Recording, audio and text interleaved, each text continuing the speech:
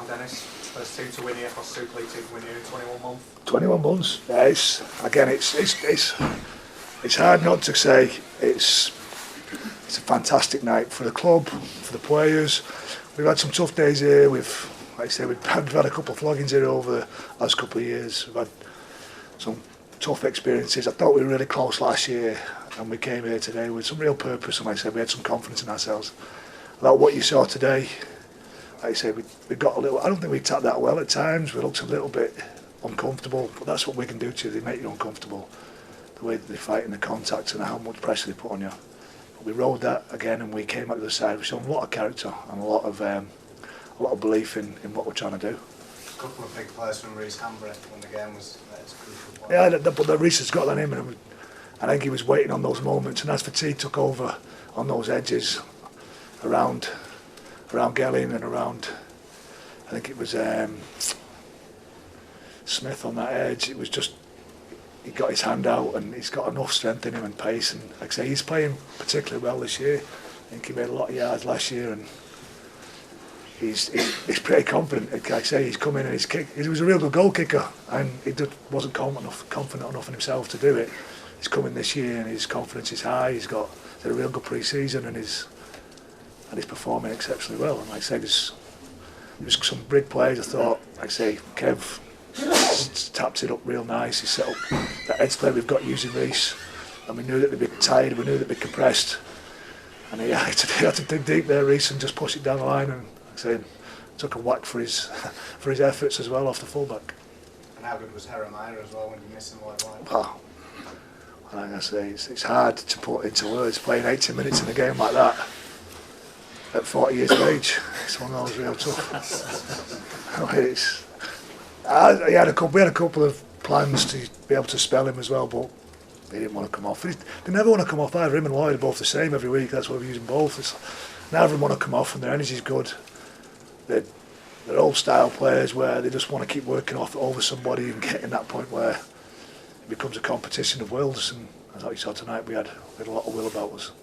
Could you see the belief growing in them as the game went on that they could do it? We came in at half time and we felt that we'd had a lion's share of the half. We just lacked some composure. They'd scored a try off an intercept, and they hadn't really put us under a lot of pressure. Like I say, they scored a good try in the corner, and it was just under the fact that we failed to complete. We made a mistake, but we had a good share of the ball. Our completion rate was high, and what we needed to do in the second half was just do the little things well that we've talked about, the way we used our short sides, our kick chase, and our energy just grew on the back of that. I think what we did as well, it was an emotional day for us when we came here. It's one of those, it's a real strange thing because we've got a lot of ex-Wigan players in the group, and everybody's already mentioned that. And we come here with those kind of things, and there's an emotion in the side, and that burns energy quickly. So emotionally, like we came out and for 20 minutes, we looked shot, and we're a fit, well-conditioned team. Came in at half time, we took the emotion out of the game, we got back to what we needed to do.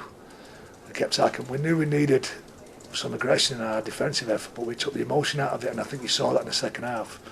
Our accuracy got better, our composure was better inside Wigan's 20, and we came through it with with flying colours. I thought the last 10-15 minutes defensively, I think we could still be outside now.